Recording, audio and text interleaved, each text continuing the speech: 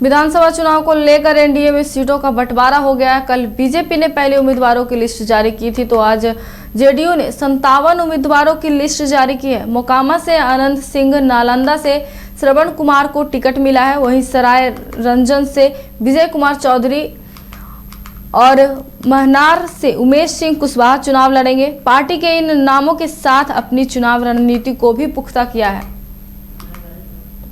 इस पर अधिक जानकारी के लिए बिहार संपादक एसके राजीव जी जुड़ चुके हैं। एसके राजीव जी, बाकी की लिस्ट में तो और कौन कौन से नाम शामिल है और उनके चुनावी प्रभाव क्या होंगे?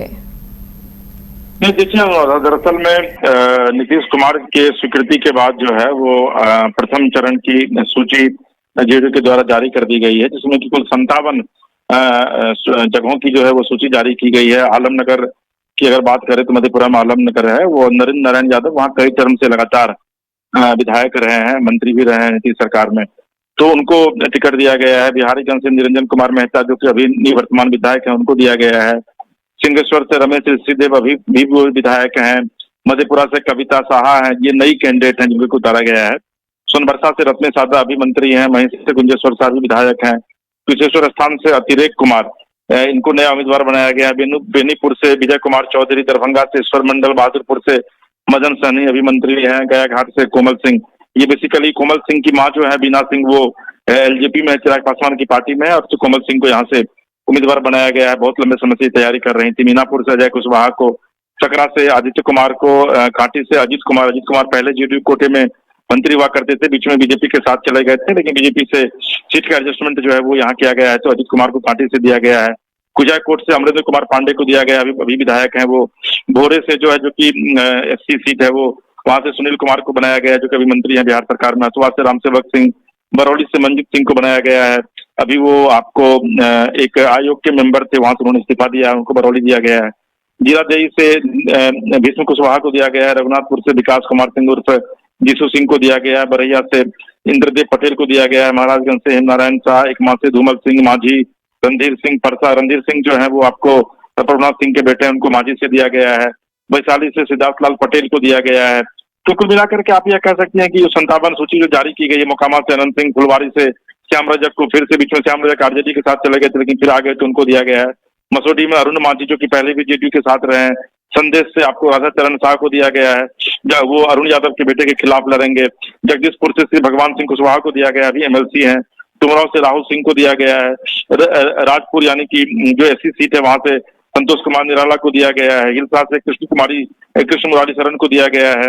नालंदा से श्रवण कुमार को, हरनौत से नारायण सिंह। तो आप अगर पूरे सीट को देखेंगी तो कहीं ना कहीं से इसमें एक बात ये तय है कि नीतीश कुमार ने मैक्सिमम पुराने चेहरे को ही उतारा है।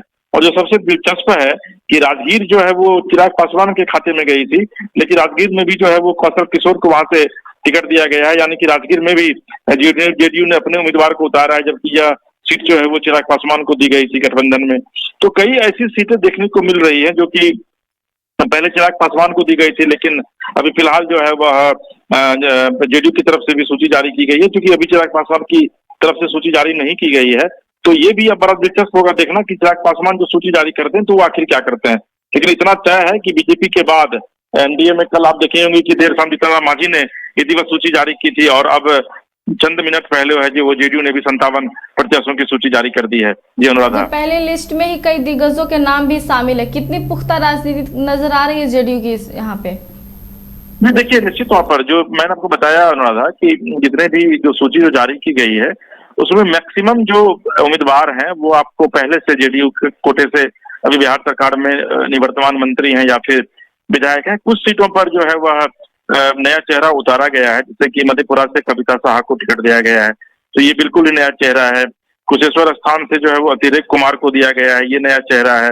बेनीपुर से विनय कुमार चौधरी को दिया गया है। दरभंगा ग्रामीण से ईश्वर मंडल को दिया गया है, तो ये सब नया चेहरा है। और बाद बाकी अगर आप बात करेंगे तो लगभग पुराने चेहरे हैं, और पार्टी के जितने भी दिग्गज नेता है उसमें से मैक्सिमम यानी कि 70% दिग्गज नेताओं को इस बार जो है वो फर्स्ट लिस्ट में टिकट दिया गया है। और जो सबसे दिलचस्प तो वह यह है कि चिराग पासवान की पार्टी को जो 2 सीटें आवंटित की गई थी, उन 2 सीटों पर भी जो है वो चुनाव यहाँ पर जेडीयू की तरफ से प्रत्याशियों की सूची जो है वो जारी की गई है।